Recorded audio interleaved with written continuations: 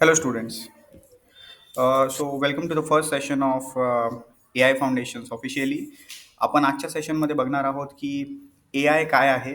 ह्याच्या आधी तुम्ही फक्त माझं इंट्रोडक्शन सेशन बघितलं असेल. तर ए आय फाउंडेशनमध्ये आपण जे काही अजेंडा वगैरे शिकणार आहोत ते तुम्हाला व्यवस्थित एका सिलेबस फॉर्मॅटमध्ये भेटला असेल. भेटला नसेल तर तुम्ही आमच्या सपोर्ट टीमला विचारू शकता. ते तुम्हाला नक्कीच हेल्प करतील आणि तुम्हाला जो आपला सिलेबस आहे तो देतील. त्या सिलेबसमध्ये जे काही सब पॉईंट्स आहेत किंवा जे काही आम्हाला डिटेलिंग शिकवायचं आहे, आम्ही प्रत्येक गोष्ट तुम्हाला देऊ शकत नाहीत. We will be giving you only the major points in that.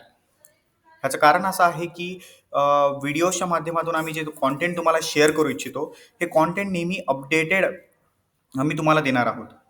For example, मी तुम्हाला जो हा व्हिडिओ देतोय, this is for foundation batch, A I foundation batch 2025-26.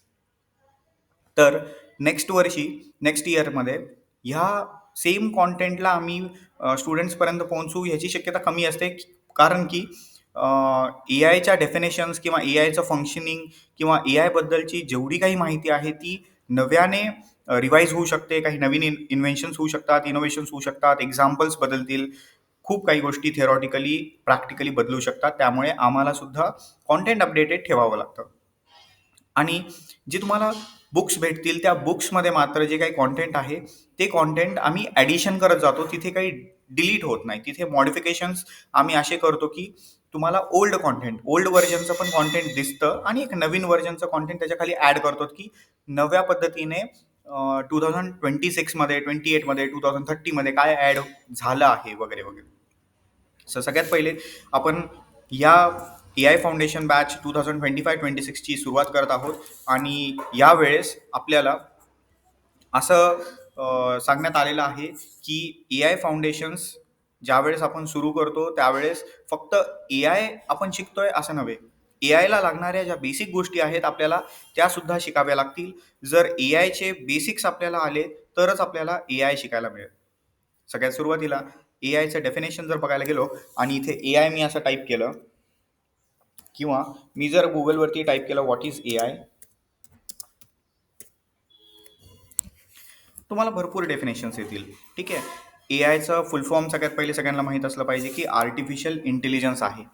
Artificial intelligence म्हणजे अशी गोष्ट जिथे मशीनचं स्वतःचं एक इंटेलिजन्स असतं आणि मशीन स्वतः विचार करते, मशीन स्वतः विचार करून डिसिजन्स घेते. सोप्या भाषेमध्ये जर सांगायला गेलं तर आर्टिफिशियल इंटेलिजन्स म्हणजे ह्युमन इंटेलिजन्सचा विरुद्ध पार्ट असतो. आपलं ब्रेन, ह्युमन्सचं जे काही ब्रेन आहे किंवा ॲनिमल्सचं जे काही लिव्हिंग थिंग्सचं ब्रेन आहे, ते ब्रेन एका पद्धतीने चालतं आणि ते स्वतःचे डिसिजन्स स्वतः घेतं. तर त्यानंतर डिसिजन्स घेतल्याच्या नंतर असं होऊ शकतं की एका ह्युमननं डिसिजन जे घेतलं आहे ते दुसऱ्या ह्युमनचं डिसिजन वेगळं असू शकतं. ह्याचे भरपूर कारण आहेत.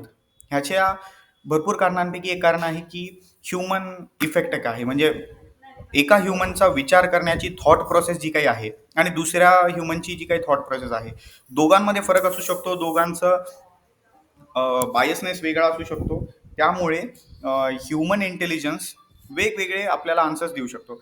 त्याच पद्धतीने मशीन ज्यावेळेस कोणत्याही स्वरूपातली मशीन असते आणि ती मशीन आपल्याला डिसिजन मेकिंग करून देते, डिसिजन घेण्यामध्ये मदत करते, त्यांचे सुद्धा डिसिजन्स वेगवेगळे असू शकतात. Thank you so much. आपण ए आयबद्दल अजून माहिती नेक्स्ट व्हिडिओमध्ये बघणार आहोत.